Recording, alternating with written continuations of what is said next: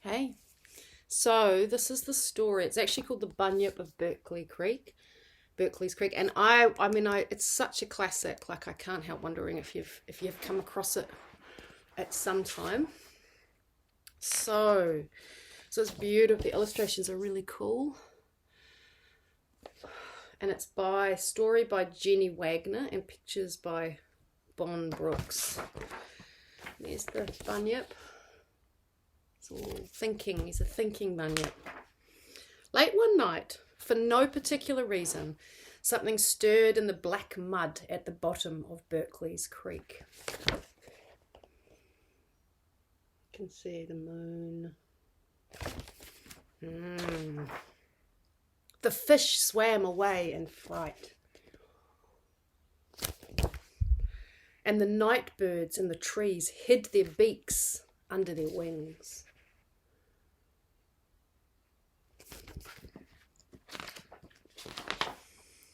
When they looked again, something very large and very murky was sitting on the bank. "What am I?" it murmured.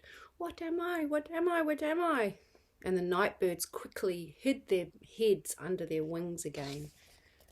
So there is the Bunyip. In the morning, the thing was still there, scraping the mud off itself to see what was underneath. "What am I?" it kept saying. "What am I?" But the night birds were all asleep.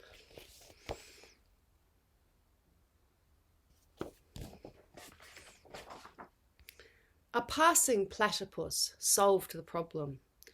"You're a Bunyip," he said. "Bunyip?" murmured the Bunyip contentedly. "Bunyip?"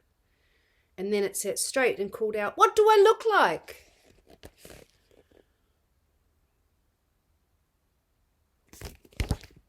But the platypus had dived into the creek. "Am I handsome?" called the Bunyip. "Am I?" But nobody answered him. And the Bunyip went on sitting there for a long time, lost in thought.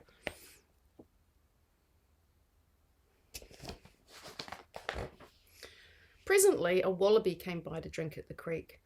"What do bunyips look like?" said the Bunyip. "Horrible," said the wallaby. "They have webbed feet and feathers. Fine, handsome feathers," said the Bunyip hopefully. "Horrible feathers," said the wallaby firmly, and finished her drink and hopped off.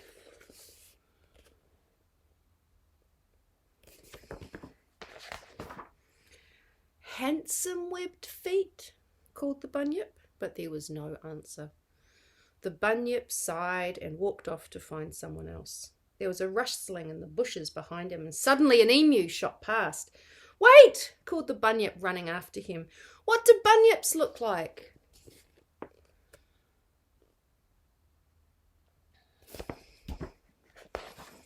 The emu stopped and considered. "They have fur," he said at last, "and tails." "How many tails?" asked the Bunyip. "One to each Bunyip," replied the emu. "Fine, handsome tails?" asked the Bunyip. "Horrible tails," said the emu, "and even more horrible fur." And he settled his feathers, crouched down low, and streaked off into the distance.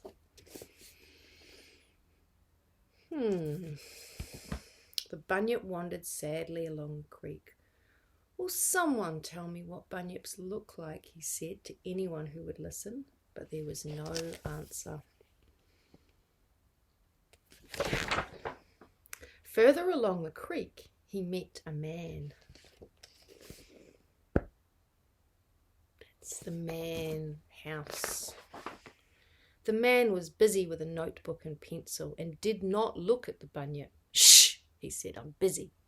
The Bunyip waited for a long time, and then he said very slowly and clearly, "Can you please tell me what bunyips look like?" "Yes," said the man without looking up. "Bunyips don't look like anything." "Like nothing?" said the Bunyip. "Like nothing at all," said the man.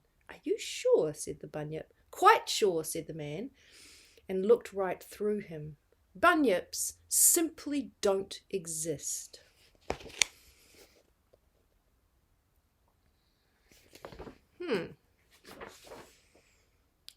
The Bunyip was shaken. Then he sighed a long, deep sigh. "What a pity," he murmured. "What a pity, what a pity." And he walked slowly back to his waterhole. And then he fished his belongings out of the water, packed them up in his bunyip bag, and walked away. No one saw him go. There he is with his little swag stick.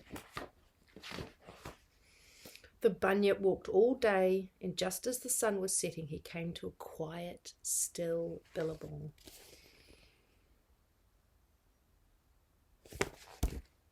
"This will do," said the Bunyip to himself. "No one can see me here.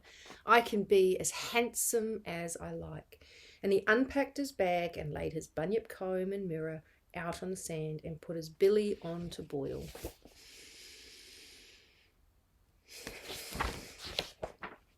No one saw him and no one spoke to him. He looks very contented there. But late that night, for no particular reason, something stirred in the black mud at the bottom of the billabong. It's like the dark night with the moon.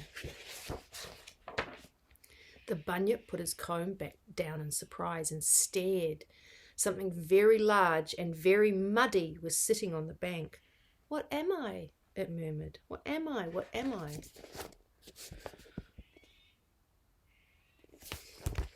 The Bunyip jumped up in delight. "You're a Bunyip!" he shouted. "Am I? Am I really?" asked the other Bunyip. "And then what do I look like?" "You look just like me," said the Bunyip happily.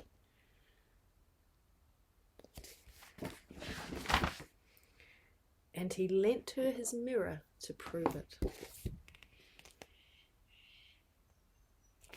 There you go. It's a metaphor.